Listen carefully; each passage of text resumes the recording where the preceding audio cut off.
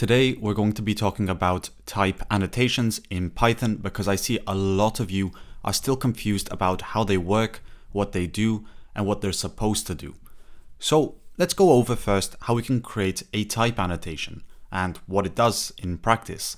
If you have a variable or a class or anything, in most languages you'd be able to explicitly say what type it is. So for example, if you have a variable and it's of type string, you can do that using this type annotation. You use a colon and then you type in stir and it will become, or it will hint that it is a string. And what does this do? Well, it just explicitly tells the programmer that this is going to be a string. So as you can see, we have a variable of type string is equal to hello. And in a lot of languages, this is actually required for the code to compile. But since Python is a dynamically typed language, this is only checked at runtime. And that means that whatever value we put inside, let's say variable, it's going to check it at runtime. So we don't need to actually define what kind of type it is. It's going to infer that this is a number or an integer at this point.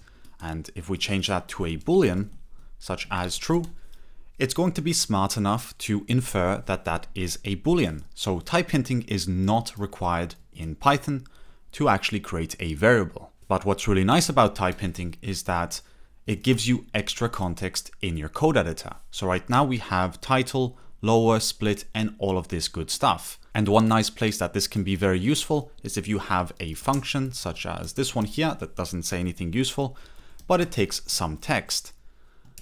And with this, let's pretend we want to process this text. So if we type in processed text of type string and we say text, we will not get any context options because Python has no idea what this input variable is.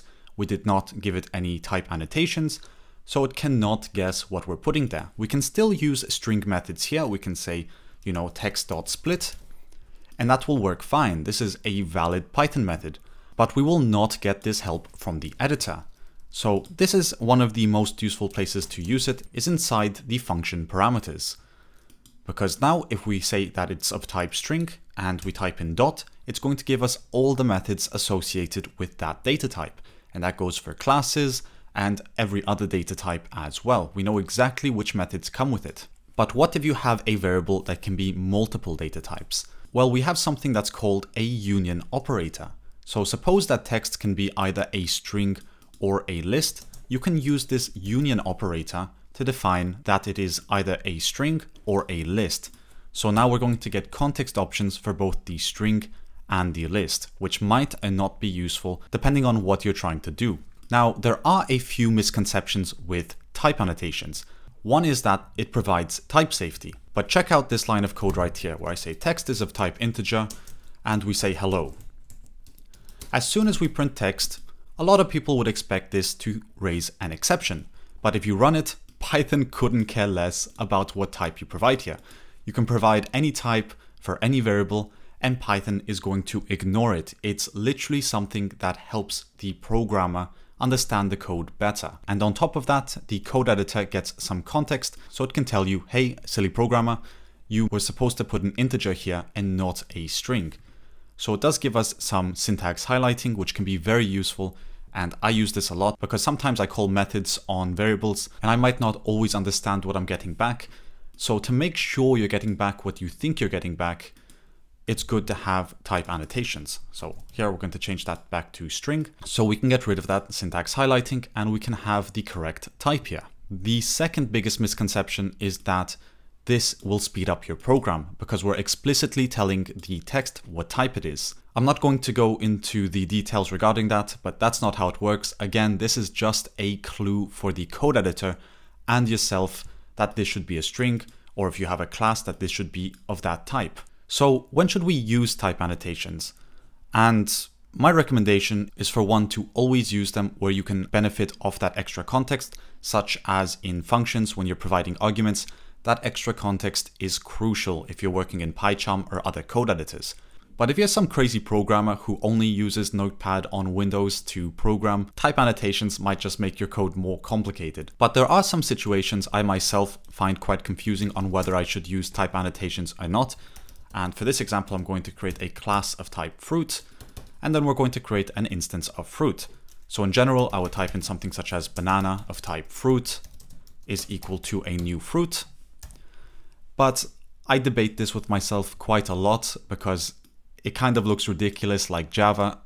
Right here, we can easily take away fruit and we'll still know that it's of type fruit because fruit is so close to banana. So I always debate whether I should do this. I'm a big fan when it comes to type annotations. I will type in text of type string if I have to, and that will be text. Then I can say number of type integer will be 10. And I will do that. I personally love doing this because I will always get that extra context when I refer to number or when I refer to text. I always will get the correct context. And when you also call a method such as, let's say, text.split, I will also get some information back on whether I'm getting the right type back. And this saves me a lot of trouble with debugging. I generally get a lot of successful runs and not many errors because I'm always able to catch them ahead of time. So to actually make this work, we can type in, let's say, empty space dot join. So now this is a string again, and this line of code might be completely useful, but I hope you get the idea that when you try to call a method on a variable or whatever, you're ensuring that you're getting the correct type back. Because sometimes you might do something silly such as, create something such as what is the length of text, and the code editor will say, hey, you got an integer back, but you were expecting a string, weren't you? And we'll say, yeah, we were expecting a string. So we'll do something else like, okay, let's convert this to string. So we would know exactly what we're doing. We're being super explicit towards what we want. And that in the long run should save us a lot of trouble because we get the correct context. Plus we know that text is string and that we're getting a string back. But at the end of the day, I highly advise that you do use it. And it's up to you which scenarios you use it in. For functions, I think it's indispensable. I would always recommend it for function arguments or for class arguments or for whatever could use that extra context. In some situations when you're importing packages, it might not be so straightforward because they give you different types, but it's always good to know which type you're getting back because that will really solidify your understanding of your code, which means you will be able to run your code more successfully with less errors. But I'm very curious to hear what you guys think about banana in the comment section down below. If you're a fan of type annotations, would you say it's of type fruit or would you just say it's equal to fruit? I'm always split about which approach to take because I love type annotations, but both of them are acceptable and none of them really hurt readability. If anything, maybe this does hurt readability a bit because it's a redundant line of code, but it's still being quite explicit.